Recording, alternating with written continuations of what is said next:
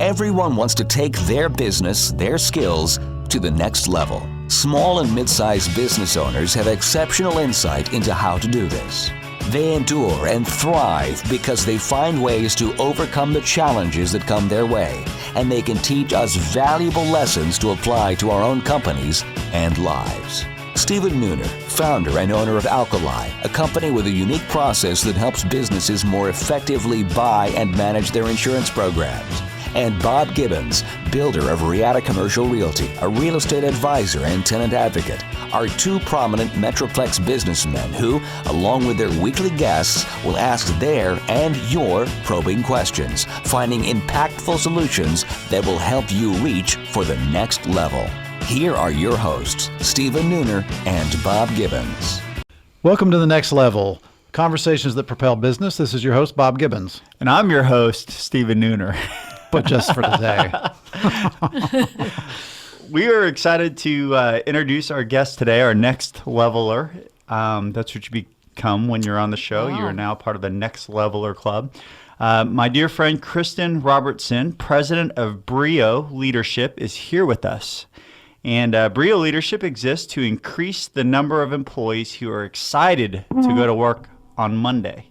What percentage do you think that is? Well, it's about to be bigger. Yes, it's about to be bigger, yes.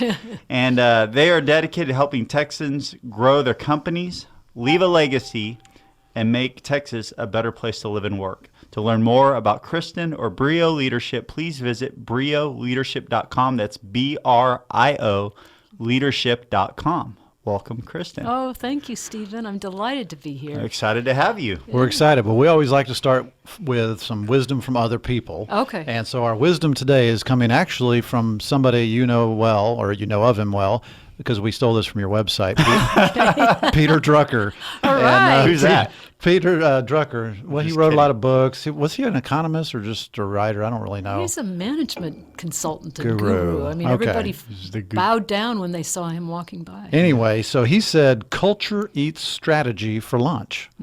So that's a good one. That kind of sounds like he's saying that it's more important what the environment is of your office is more important than the strategy of the company. Exactly. Really? He spent a lot of time working with people on strategy, and that's a great thing to do. But unless you have the culture, the people to make it happen, your strategy is just going to sit up on a shelf somewhere and not get done.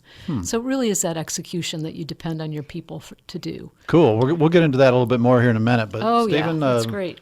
Tell us a little bit more about our guest.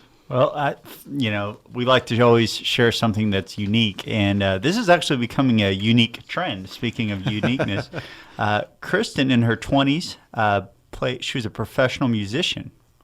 Played, what was it, violins and orchestras? Viola. That's sorry. the fat violin. Get my eyes checked. I'm close to full violin. Fat violin. I thought that was the bass. No, this is just a little bit fatter. You've been on an interesting journey with that. I sure have. So my kids came in my early 30s, and there just wasn't time to play the viola and take care of the kids and be a vice president of a software company. What do you mean? Yeah, what do you mean?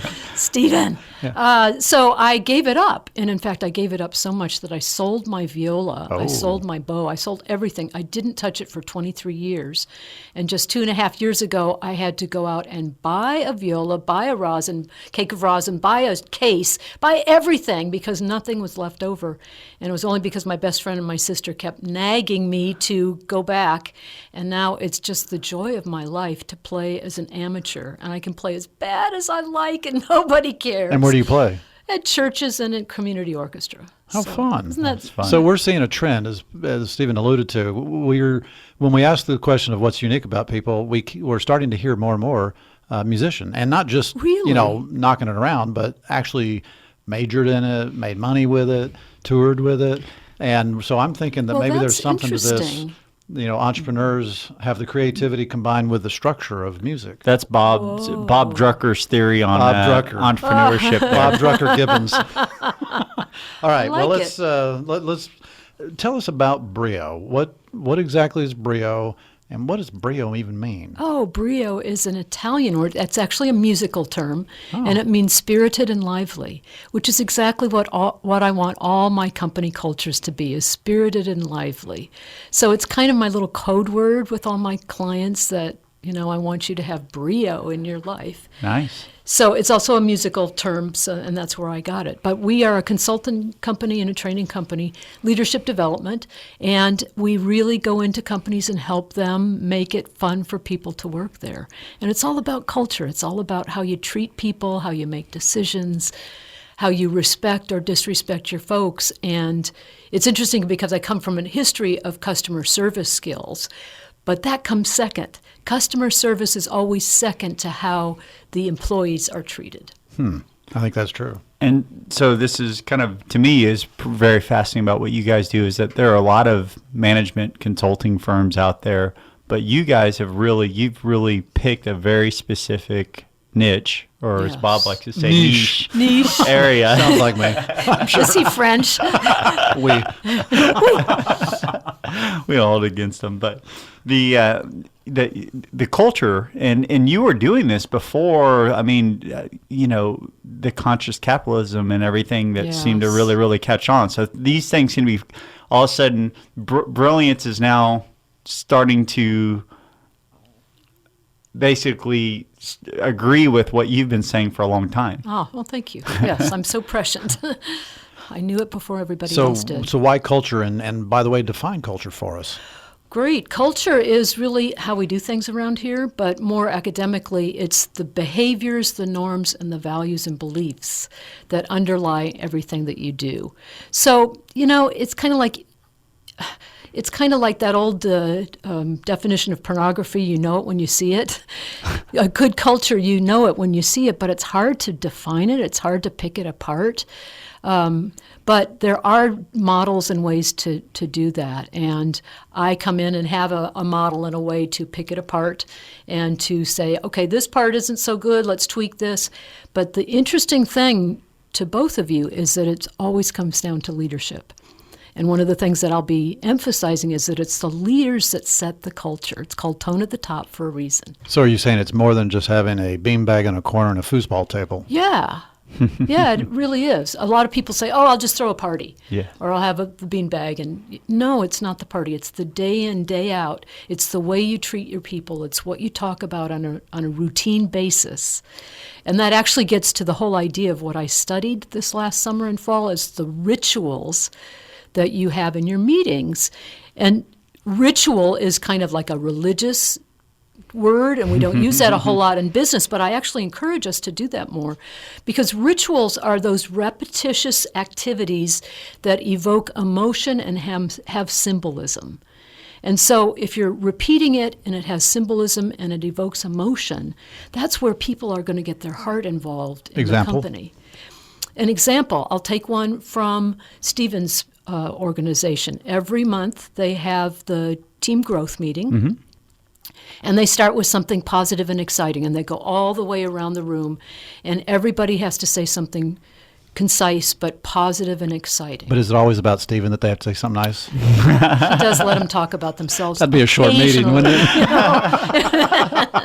No, actually, they really love Stephen. He is a charismatic leader. Well, I actually read your paper, and one of the quotes that I saw that was interesting in there is that somebody was worried about, as the company grows, that they're not going to get enough Stephen time. Exactly. And that they're going to have to share that with other people in the company. So good job, sir. Well, that's not good. In fact, a lot of my takeaways, and so for the audience, what we're referencing, Chris and I got connected through a mutual friend, and she was working on a research. I'll let you maybe go into it a little bit more, but she was conducting research on this and on rituals and the insights. I mean, I was happy to help and whatever. I'm always wanting to learn and grow, and here's someone with expertise, and so she came in and we work really hard on the culture thing, and have from the beginning, not because again we think it's a conscious capitalism thing or whatever, but it's just what our value system is, that we want to treat people the way we want to be treated. I want to work somewhere that I enjoy working, therefore I want other people to have the opportunity to have that as well. The the results of that study were very enlightening, and despite us putting a lot of effort, the outside view of it really helped me get clear that is actually, you said congratulations, that's actually a failure of ours, because I need to help our new leaders develop to be able to carry our company's mantle and be able to set the vision and cast the vision and get people enrolled in it. Yeah, but it has started with you, and that's the congratulations. Yeah, I underscore that. Congratulations, but it's an opportunity for you to grow your middle management folks. Sure. And to really make sure that you embed that Stephen's secret sauce into everything that goes on. Because people adore Stephen. They would jump off a high bridge for him if he told them to. His office is only on the second floor. Thank goodness. So what was the most surprising thing you discovered through your research? Yeah. So let me just back up and make sure Sure. that our listeners understand that I did a master's thesis, and I went out and I bought or studied 5 different companies here, and Stephen's company, Alkali, was one of them. And I was studying the meeting rituals that embed corporate values and culture. And in a master's thesis, you can only do a very small, pointed, focused research. So I had to peel the onion many times and get it down to something that focused. So that's when I met Stephen and saw his wonderful culture. The biggest surprise in a very short amount of time is how important food is, and serving food as a corporate ritual, as a regular, emotive, symbolic ritual. And here's what's so interesting is that the researchers find that food becomes a symbol. The food that is served by the company becomes a symbol of the company. And when we eat that food, we actually embody the values of the company. So if you think about that, then we're ingesting a symbol of the company, and that helps us as leaders to embed the good things that we want them to go away with. So you're saying while you're talking about culture and trying to teach that culture, you should be eating at the same time? That's right. Does it matter what we eat? Yes, it does matter what you Really? eat. Because remember, it's a symbol of the culture. So if you are, for instance, Stephen has a small kind of scrappy growing company, and he does a potluck every month. That's perfect for a small company. The company provides the meat and the birthday cake, and everybody else brings their side dish. What a great way to have fun, to have that routine, and have the food in the symbolize what the culture is all about. So you don't have to have a $500 catered lunch every time you do this. Do what you can for your budget, but do it regularly. I kind of look at it as like it's with the budget. It's like dating, right? It's like when my wife and I first started, we're starting the company of the guest room, our house. Our budget was really, really small. But if you bring creativity, you still have romance. You still have some of the feelings and emotions, and so you can still have that closeness with your team. You don't have to have a big budget or a little budget. Is what I'm taking away from you here. Yes, but the actual food itself, whether I serve enchiladas or cannolis, that doesn't really matter that much. Well, it could be a symbol and it could be a ritual. Okay. So one company actually served smoothies at each of their meetings, and it got so funny because people complained about what flavor smoothie they got. But the smoothie was the representation of that particular meeting, and it became a symbol of the company caring for them and nurturing them and giving them warmth. Okay, well, we're going to take a break. And when we come back, let's say you're on a speaking tour sponsored by a large company, and you're saying something that company doesn't like. What happens? We'll ask our guests when we get back. Stick around. And now, Confessions of a Recovering Landlord. This is Bob Gibbons with Riata Commercial Realty, and I am your recovering landlord. After 20 years as a landlord, I now use that experience only for the benefit of companies that lease or buy office buildings and warehouses. Today's confession: knowledge is power. We all negotiate from a position of power and strength, or at least we want to. In any negotiation, the party with the most knowledge probably has the upper hand. And landlords count on this being the case whenever you're negotiating a lease, because most landlords are professional real estate investors and they hire professional leasing agents and property managers. Landlords are in the market every day negotiating leases, while tenants probably only negotiate 1, maybe 2 leases every few years. So tenants feel outgunned. Don't let landlords have all the power. As a former landlord for 20 years, I understand how landlords think and what motivates them. So let me put that knowledge and experience to work on your side of the negotiation. To learn more, contact me at texastenantrep.com. Again, that's texastenantrep.com. Have you started making plans to take your business to the next level in 2016? Hi, I'm Stephen Nooner, founder and CEO of Alkali. We have a trademark process called the Empowered Advantage that enables CEOs, business owners, and entrepreneurs to more effectively buy and manage their insurance. Before sitting down to make your plans for the new year, here are just a few things to consider. Would you say that you have an actual insurance strategy, one that you can articulate, or have you just purchased a policy here and there over the years? If you have an insurance strategy, was it discussed under the pressure of a renewal deadline or considered earlier in the year to avoid fire drill decision making? If your answer was no to either of these questions, then you may not have the right partner on your team. Visit alkaliservices.com to contact us and take the next step to a bigger and better future. Welcome back, everyone, to The Next Level. We are here with our special guest, Kristin Robertson, President of Brio Leadership. If you want to learn more about Kristin, you may visit brioleadership.com, BRIO leadership.com. Welcome back. Thanks. Okay, so Kristin, let's get back into the nuts and bolts of the culture and how does a company embed that into their culture, or how do they embed culture into their company? Yeah, so we were talking about meeting rituals that embed those positive values and corporate culture. And so I have 3 or 4 things that I want every company to know about. First of all, consciously design your meeting rituals. Leaders think that these rituals that we're talking about, like the food or whatever, or the positive and exciting, it's all just hoopla. It's that touchy-feely stuff. But no, this is really, really important. And this is your job as leaders to do that. So design rituals, run them like clockwork. Have somebody like a Fern Knabel at Alkali who is so good about organizing Stephen, making sure he's in the right place. And she makes sure that those meetings go like religion, that they're always there. There's actually a company that complained about not having their all-hands meeting at a frequent enough time because they really miss it. And then what's the message that you're giving to people if you miss it? Tie recognition to your values. At Stephen's company and also at several others that I mentioned, they have some sort of a fun raffle thing during their monthly meeting to recognize the people who had been recognized by their peers. And just to take it a step further is to tie that to which value that you want to embed. Does this employee exemplify for you? It's fabulous. And then for smaller groups, consider a check-in ritual, like what's been positive and exciting in your life. Another group shared their gratitudes at the beginning of a meeting, and they went around. And the cool thing about this is that some managers aren't real comfortable getting personal with people, but the more that a manager can show that they care about the whole person, the happier employee it's going to be. That's, really powerful stuff. And the bigger you get, one word check-in also does great. Just one word barometer.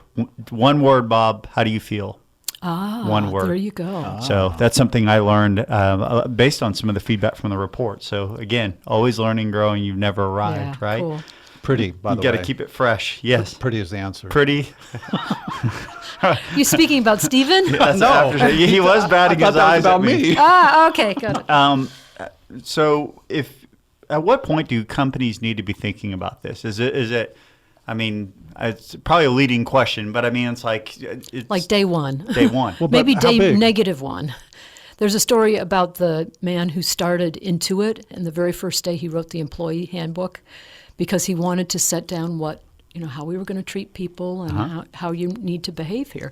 He was really setting down the values. So he knew that was job number 1. His name was Scott Cook. So what were you going to ask? Well, that's exactly, so we do this when it's a one-man shop? Yeah, you do that. Of course you do. Because you're going to be operating out of a value system and a culture, and you can do it either consciously or unconsciously, right? So let's do it consciously. Let's talk about it. Let's elevate these high values that we want to impersonate in our company, and not leave it to chance. Okay. So how do you know if there's a problem with culture in a company? The leading issues that I see, first of all, is unwanted turnover. So you're losing your high potential and your high performing employees. That is devastating to a company. The other one is if you've had leadership turnover or if you've had a merger and acquisition, those are really good times to look at corporate culture. The other ones are kind of more emotional and perhaps less easy to measure, but it's when you're not achieving your profit growth or your revenue growth or your expenses are out of control. I mean, expenses come right from the morale and the culture of your company. You said profit growth. I remember one place before the show where I saw that you said your culture can account for up to 50% of your profit. Yes, isn't that shocking? So where does that come from? I mean, like help. I mean, I believe in that. Yep. I'm not sure that's 50% for us, but I thoroughly believe in that. But like where? It came from a Harvard University business school professor. Okay. He said it in an off-the-cuff manner, but it's based on all of his research. His name is Heskett, James Heskett. But it's such a arresting number. 50% of your profit can be attributable to culture. I always talk about that. And the one really neat example of it, it's not exactly profit, but it's sales per square feet, is the difference between Sam's Club and Costco. Who would you think would have the higher? Costco. Costco has twice the dollar per square footage in sales that Sam's Club And they pay their does. people more. And they pay their people more. Talk about a fabulous culture. And talk about a people-first culture, you know? So whenever a company, you mentioned acquisitions, mergers, that kind of thing, that's where I see a huge amount of culture clash. And, in my industry right now, there's all kinds of consolidation going on. How does a company deal with that as they acquire other companies or merge? What I wish they would do is deal with it before they decide to merge. And I have gone after that acorn for so long, I'm too tired of chasing it. So what I say then is after you merge, let's have somebody like Brio Leadership come in and assess both the company on the right and the company on the left, and let's see what the great things are about both and merge it together into an even bigger one. But we know that, 82 to 85% of mergers and acquisitions fail to achieve the financial results they anticipated, and it's because of the people. And people after a merger have no idea typically how to come in. They jump ship. They all jump ship because they say it's not like it was before. I'm not treated well here. Because it's the CEO at the top and his or her minions are not working on the culture. So what a great time to say, okay, that was that, and then is now, let's look at what our best culture can be going forward. How do you get companies to think about this? So I have a lot of friends. We serve a lot of business owners, and I just find that people are wired up for this or they're not. For me, yep, it wasn't because I read. In fact, I was unaware of the book, kind of embarrassing, Conscious Capitalism or any of that. I just, like I said, for me, it was just more a matter of I wanted to have a great place to work for myself. And, to me, if it's good enough for me, kind of treat others the way you want to be. I want that for our team. It wasn't like a business. It never occurred to me that this is a business strategy. And then fast forward, I meet people like you. And I'm like, oh, my gosh, we've stumbled upon executing some sort of strategy that. And believe me, they've done a really good job of it. So, the psychologists say that we're wired to either go toward pleasure or away from pain. Mm-hmm. So it really depends on the person. Is it going to be like some crisis in their business that makes them want to reach out to a consultancy like mine? Mm-hmm. Or is it that they're really attracted to the pleasure of having this great culture? Sure. Obviously, Stephen's company is attracted to the pleasure of having a great company, but some other companies have to go through a crisis to get there. So whenever you do your consulting, do you consult with the owner, CEO, or do you consult with everybody in the company? Well, it has to start at the top because the leadership sets the tone at the top, the leaders, and that's a really important thing for the leaders that are listening to them, that they cannot delegate culture. It has to come from them. What they can delegate is the nuts and bolts of it, and they must. So they either can make a culture committee, a culture champion, culture strategic administrator, the person's to get the meeting going and the food on the table. But the leader has to understand that the culture is all about what he or she does, to role model it, to call it out, to tell stories that exemplify the best culture. This cannot be delegated. How long does it take if somebody wants to sort of really formalize a culture and get it going the right direction? Obviously, the best time to do that. It's never ending, my friend. Yeah, it's never ending. The best time to do it is from day one, and to be conscious of your culture. And I actually came across some really great quotes from my research that said, now is the time for us. We're really young as a company. We need to embed our culture. And that just made my heart sing, because to hear executives talk about building the culture from day one is such a best practice. But to come in and change a culture, it's kind of like parting your hair the other way. It hurts at first, right? And so it can take years. In a large company, it can take a decade. In a smaller company, it's going to take at least 18 months to 36 months. Wow. At least, and then when like I said, you never arrived. I mean, we are always looking at things, and it's like dating. I can take my wife to Chili's every week, and after a while, it doesn't feel like a date night. You got to keep it fresh. Exactly. So there's effort. Yeah. Hey, sorry, Mr. Brink, if you like. Really. Yeah. Tell us. Share with us what in building your organization. What's been your biggest breakthrough? So it was, I fancied myself as a professional motivational speaker for a while, and I thought I got my big lucky break about 5 or 6 years ago. I was contracted to do a 8-city tour, speaking tour for this big financial services firm. Wow. Yeah, great. Except after the 5th one, I was asked to stay home for the rest of them. Oh. Yeah. Oh, that's my gotta goodness. hurt.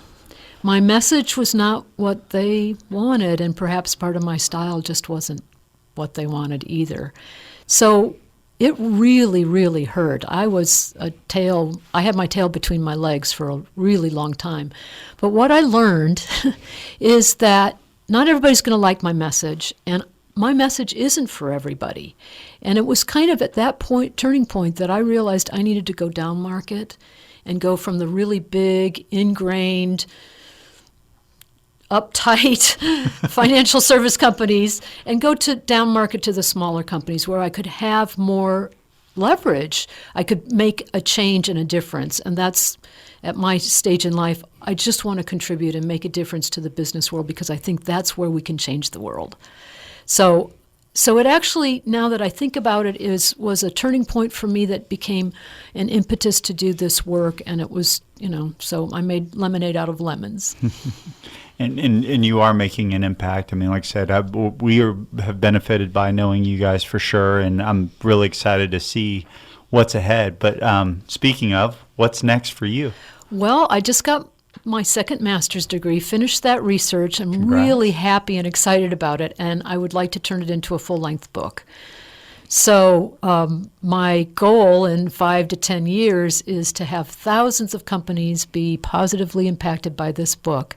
Should I share the working title of it? Let's go. Sure. It's called The Smaller Company Culture Cookbook, because I want it to be recipes for how to bake up your best. So you know what has to go with that?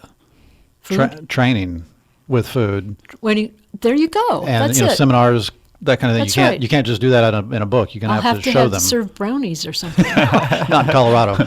Right. Not in, Bob will become your motivational eater. All right. Well, everybody, thanks for being with us this week. We really appreciate Kristin being with us. If you want to know more about Kristin, please go to brioleadership.com. That's BRIO. Leadership.com. And if you want to connect with us, visit nextlevelshow.com.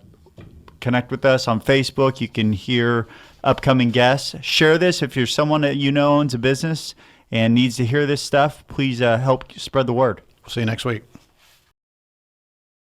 You have been listening to The Next Level, Conversations That Propel Business with Stephen Nooner and Bob Gibbons. Join us every Tuesday at 1:30 p.m. for more prolific conversations that will take your business to the next level.